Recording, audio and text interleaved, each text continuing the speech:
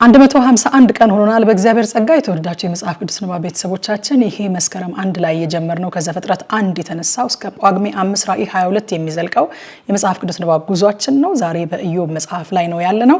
የምናነበው ኢዮብ 31 እስከ 33 ድረስ ያለውን ክፍል ይሆናል። አብረን እናንብብ። በጌታ በኢየሱስ ስም አነባለሁ። ኢዮብ ምዕራፍ 31 ከአይኔ ጋር ቃል ኪዳን ገባሁ፣ እንግዲህስ ቆንጆይቱን እንዴት እመለከታለሁ? የእግዚአብሔር እድል ፈንታ ከላይ ሁሉን የሚችል አምላክ ርስት ከአርያም ምንድነው? ማዕትስ ለኃጢአተኛ መለየት ስለሚበድሉ አይደለችምን? መንገዴን አያይምን? እርምጃዬንስ ሁሉ አይቆጥርምን? በእውነተኛ ሚዛን ልመዘን፣ እግዚአብሔርም ቅንነቴን ይወቅ። በሐሰት ሄጄ እንደሆነ እግሬም ለሽንገላ ቸኩላ እንደሆነ እርምጃዬ ከመንገድ ፈቀቅ ብሎ ልቤም አይኔን ተከትሎ ነውርም ከጄ ጋር ተጣብቆ እንደሆነ እኔ ልዝራ ሌላ ሰውም ይብላው፣ የሚበቅለውም ሁሉ ይነቀል።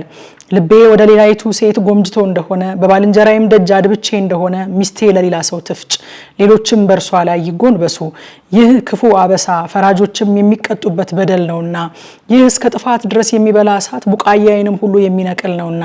ወንድ ባሪያዬ ወይም ሴት ባሪያዬ ከኔ ጋር በተሟገቱ ጊዜ ሙግታቸውን ንቄ እንደሆነ እግዚአብሔር በተነሳ ጊዜ ምን አደርጋለሁ? በጎበኘኝ ጊዜ ምን መልስለታለሁ? እኔን በማህፀን የፈጠረ እርሱንስ የፈጠረው አይደለምን? በማህፀን ውስጥ የሰራን አንድ አይደለምን? ደሃውን ከልመናው ከልክዬ የመበለቲቱን አይን አጨልሜ እንደሆነ እንጀራዬን ለብቻዬ በልቼ እንደሆነ ድሃ አደጉም ደግሞ ከእርሱ ሳይበላ ቀርቶ እንደሆነ እርሱን ግን ከታናሽነቴ ጀምሬ እንደ አባቱ ከኔ ጋር አሳድጌው ነበረ። እርሷንም ከእናቴ ማህፀን ጀምሬ መራኋት። ራቁቱን የሆነው ሰው ሲጠፋ ወይም ድሃ ያለ ልብስ ሲሆን አይቼ እንደሆነ ጎንና ጎኑ ያልባረከችኝ በበጎቼም ጠጉር ያልሞቀ እንደሆነ በበሩ ረዳት ስላየው በድሃ አደጉ ላይ እጄን አንስቼ እንደሆነ ትከሻዬ ከመሰረቷ ትውደቅ፣ ክንዴም ከመገናኛዋ ትሰበር። የእግዚአብሔር መዓት አስደንግጦኛልና በክብሩም ፊት ምንም ለማድረግ አልቻልኩም። ወርቅን ተስፋ አድርጌ ጥሩውን ወርቅ ባንተ ታመናለሁ ብዬ እንደሆነ ሀብቴ ስለበዛ እጄም ብዙ ስላገኘች ደስ ብሎኝ እንደሆነ ፀሐይ ሲበራ ጨረቃም በክብር ስትሄድ አይቼ ልቤ በስውር ተታሎ አፌም እጄን ስሞ እንደሆነ ልዑል እግዚአብሔርን በካድኩ ነበርና ይህ ደግሞ ፈራጆች የሚቀጡበት በደል በሆነ ነበርና በሚጠላኝ መጥፋት ደስ ብሎኝ ክፉ ነገርን ባገኘው ጊዜ ሐሴት አድርጌ እንደሆነ ነገር ግን በመርገም ነፍሱን በመሻት አንደበቴ ኃጢአት ይሰራ ዘንድ አልሰጠሁም። በድንኳኔ የሚኖሩ ሰዎች በከብቱ ስጋ ያልጠገበ ማን ይገኛል ብለው እንደሆነ መጻተኛው ግን በሜዳ አያድርም ነበረ። ደጄንም ለመንገደኛ እከፍት ነበረ።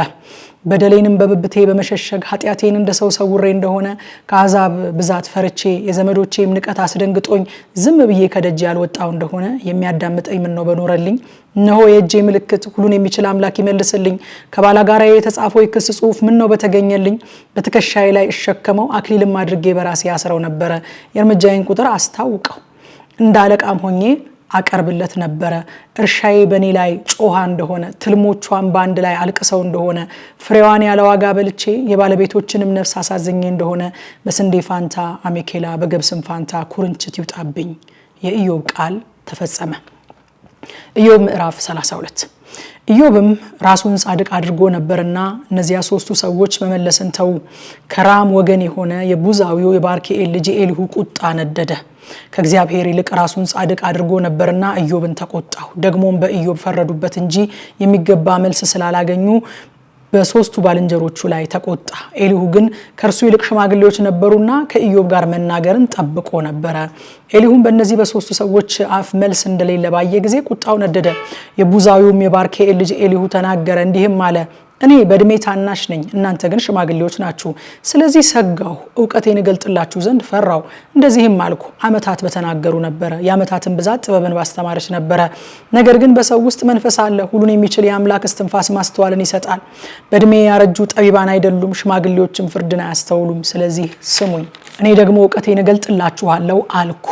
እነሆ ቃላችሁን በትዕግስት ጠበቅኩ፣ የምትናገሩትን ነገር እስክትመረምሩ ድረስ ብልሃታችሁን አዳመጥኩ፣ እንዲሁም ልብ አደረግኩ።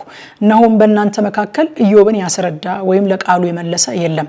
እናንተም ጥበብን አግኝተናል፣ እግዚአብሔር ነው እንጂ ሰው አያሸንፈውም እንዳትሉ ተጠንቀቁ። እርሱ ግን ቃሉን በእኔ ላይ አልተናገረም፣ እኔም በንግግራችሁ አልመልስለትም። እነርሱ ደነገጡ፣ ዳግመኛም አልመለሱለትም፣ የሚናገሩትንም አጡ።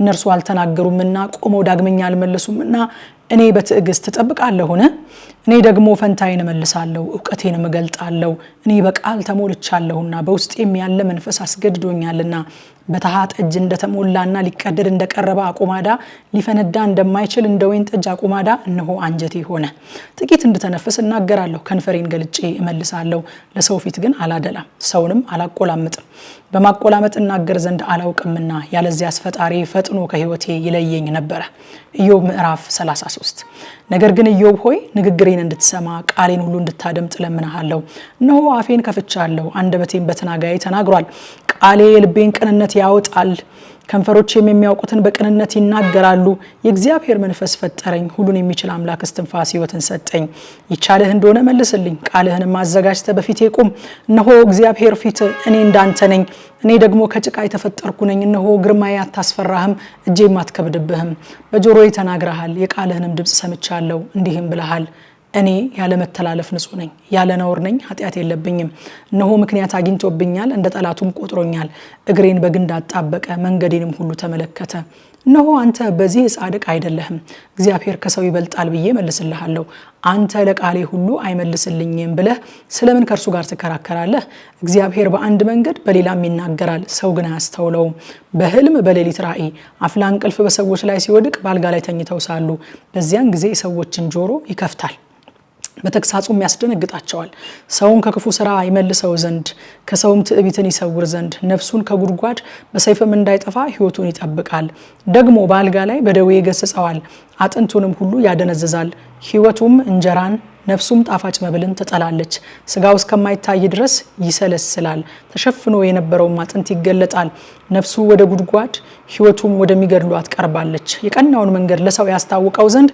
ከሺህ አንድ ሆኖ የሚተረጉም መልአክ ቢገኝለት እየራራለት ቤዛ አግኝቻለሁና ወደ ጉድጓድ እንዳይወርድ አድነው ቢለው ስጋው እንደ ሕፃን ስጋ ይለመልማል ወደ ጉብዝናው ዘመን ይመለሳል ወደ እግዚአብሔር ይጸልያል እርሱም ሞገስን ይሰጠዋል ፊቱንም በደስታ ያሳየዋል ለሰውም ጽድቁን ይመልስለታል እርሱም በሰው ፊት እየዘመረ እኔ በድያለሁ ቅኑንም አጣመም ያለው የሚገባኝንም ብድራት አልተቀበልኩም ነፍሴ ወደ ጉድጓድ እንዳትወርድ አድኗታል ሕይወቴም ብርሃንን ታያለች ይላል እግዚአብሔር ይህን ሁሉ ሁለት ጊዜና ሶስት ጊዜ ከሰው ጋር ያደርጋል ይህም ነፍሱን ከጉድጓድ ይመልስ ዘንድ በሕያዋን ብርሃን ያበራ ዘንድ ነው ኢዮብ ሆይ አድምጥ እኔንም ስማ ዝም በል እኔም እናገራለሁ ነገር ቢኖርህ መልስልኝ ትጸድቅ ዘንድ ወዳለሁና ተናገር ያለዚያም እኔን ስማ ዝም በል እኔ ጥበብን አስተምራለሁ ይላል እንደ ሁሉ ጊዜው ከምሽቱ 3 ሰዓት ላይ በኢትዮጵያ ሰዓት አቆጣጠር በቲክቶክ እና በቴሌግራም ቻናላችን የቀጥታ ስርጭት ጥናት አለን ኑና የእግዚአብሔርን ቃል እናጥና ጸጋ ይብዛላችሁ